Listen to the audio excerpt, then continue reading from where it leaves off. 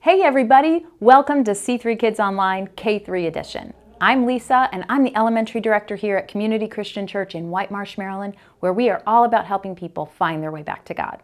I'm so glad you've tuned in today because C3 Kids Online K-3 edition is the place for kindergartners through third graders to learn all about Jesus and how much He loves us. Here's what you can expect from our program today. You'll have the opportunity to connect with God and worship Him while singing and dancing if you want. Then you'll hear a true story from the Bible during a fun and sometimes crazy thing called the Story Lab. You'll hear about your part in God's big story and be given one main thing to remember that you can reflect on and have conversations about all week long at home. Now, of course, I'm so glad you've joined online today, but I'd love to invite you to come to an in-person service. We've got a program designed with you in mind. It's a super fun place for kids in kindergarten through third grade to meet other kids their age, connect in a small group, and learn all about Jesus and how to best follow Him. If you want to come to an in-person service, head to our website, communitycc.net, where you can find all the details. You can even pre-register for your visit. Well, your countdown's on its way, so let's get started with C3 Kids Online K-3 edition.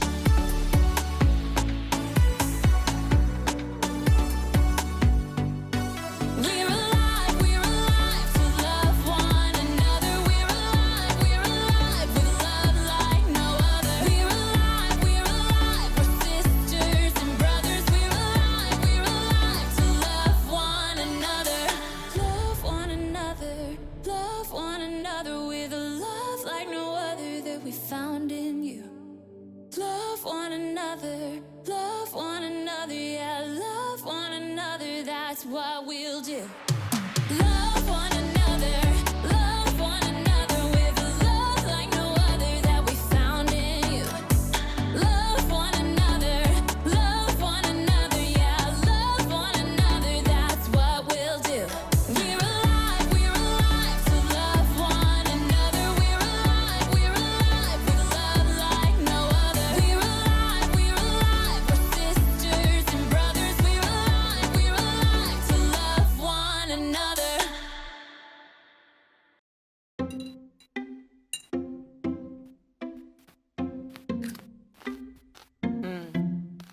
Welcome to Story Lab. This week, we're talking about friendship. and we take a look at one of the most important things to keep a great friend. This episode of Story Lab is now in session.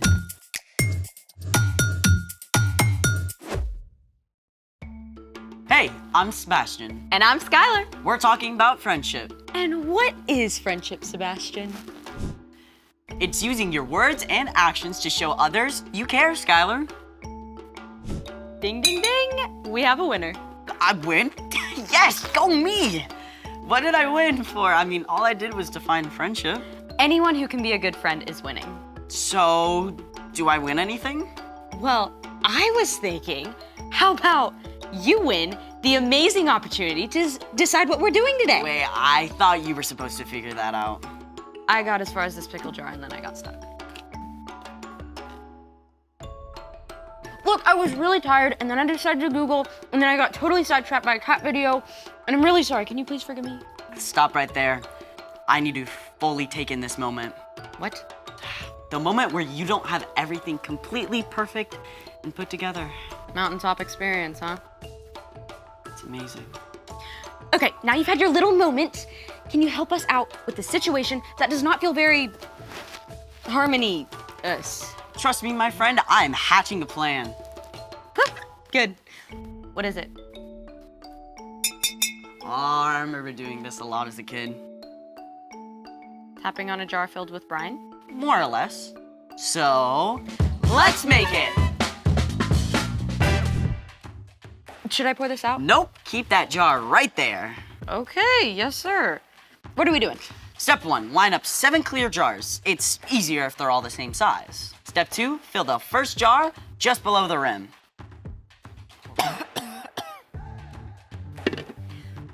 What about the others? Oops, need more water.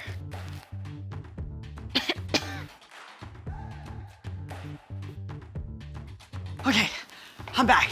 Okay, so the second jar gets about a quarter cup less.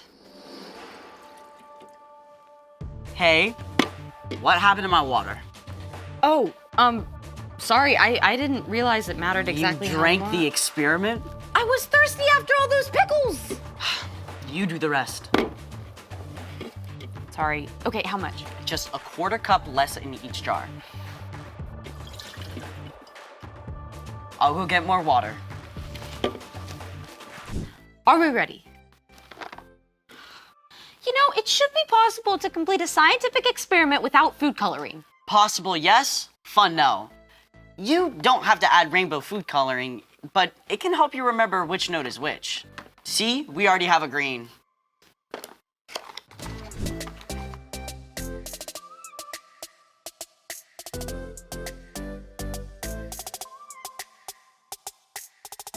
You want to tell everyone what we have here?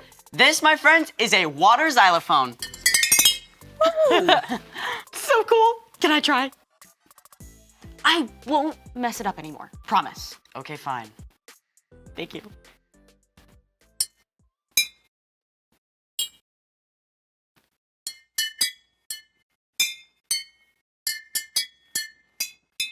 Thank you.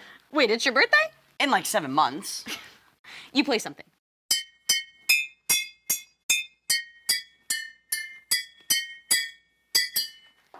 Is that ode to joy? I'm impressed.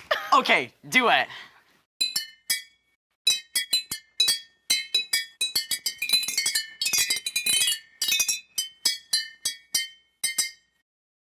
I'm not sure if that was harmony. But it was fun. Does that mean you forgive me for messing things up? Yeah, I guess. Which reminds me, it's time for... The story before the story.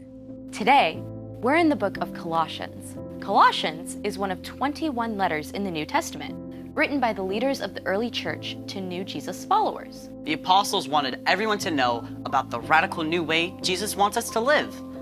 In the Roman Empire, people like women, children, poor people, and enslaved people were viewed as worthless, with no hope of something better. But within the church, All people were viewed as equal because the believers knew that God loves everyone.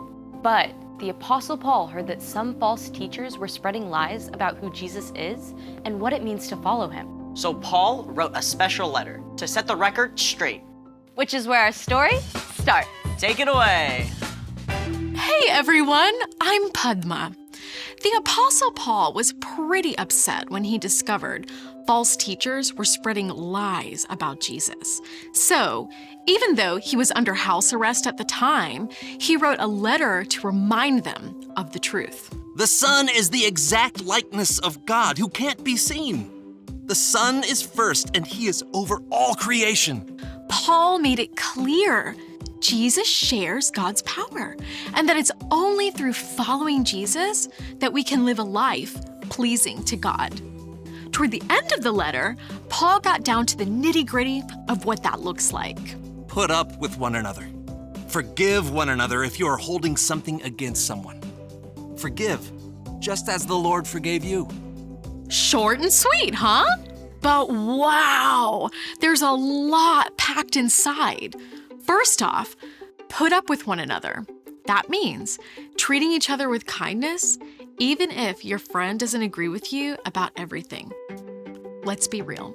People are gonna do and say things that bug you, even your friends. If you turn your back on everyone that annoys you, you're gonna be awfully lonely. Now, let's take a look at the second part of the verse. Forgive one another if you're holding something against someone. Okay, let's say you're in PE class and your friend picked someone else for the team when you thought they should have picked you. At first, it just bugs you a little, like a pebble that got stuck in your shoe. But after you think about it for a little, what your friend did seems to get bigger and heavier until it's like a giant weight that you're carrying.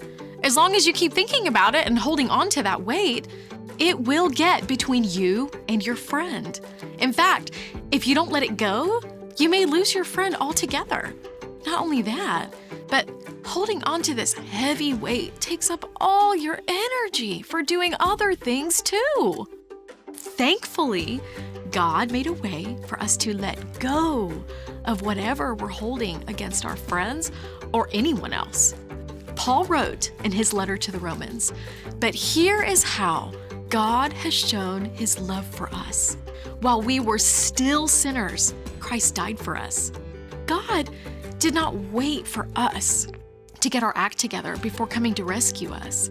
Instead, Jesus chose to give up his life for us while we were still a mess. God moved first to make a way for us to be forgiven. And because of that, we don't need to demand that someone else get it right before we choose to forgive. When you choose to forgive, it's like you're letting go of that huge, heavy weight, and there's a much better chance that your friendship can be repaired. Now, forgiving a friend does not mean that what they did was okay or that you have to let them keep hurting you. It simply means that you're leaving room for God to make things right. You don't have to carry around that heavy weight anymore. When you choose to forgive your friends, you may find that they're more ready to forgive you too. Let's see our verse all together again. Put up with one another. Forgive one another if you're holding something against someone.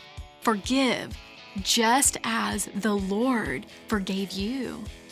Paul went on to write, "Let the peace of Christ rule in your hearts. As parts of one body, you were appointed to live in peace." We can only live in true peace and friendship with others when we make the choice to let go and forgive. The end. Wow, that's a hard one. Yeah, I mean, I hardly ever feel like forgiving. It's easier to keep focusing on how someone has wronged me. That's right. Forgiveness has to be a choice. So, what's our part in the story? Paul wanted the Colossians to see just how important Jesus is. And when you're following Jesus, it becomes easier to show love to others. Like through forgiveness. Exactly. And it's often the people we're closest to and love most that hurt us, even if they don't mean to. People like our friends and family. One of the best ways to maintain your relationship is to be quick to forgive. Like if you feel like one of your friends is ignoring you, you can forgive. If a friend says something hurtful to you, you can forgive. If your friend crashed your new bike, you can forgive. Exactly. You should never let someone keep hurting you, but in many cases, forgiveness can be the glue that helps friends stick together. All you have to do is let it go, let it go. If your friends start singing overdone musical numbers, you can forgive. I think you've got it. See you next time. Bye. So here's the thing. Friends forgive one another. Thanks for forgiving me and for figuring out our experiment. Anytime. No! We're supposed to put up with each other, right? I'm not sure that includes Baby Shark. Thanks for joining us in the Story Lab. See you next time. No Baby Shark.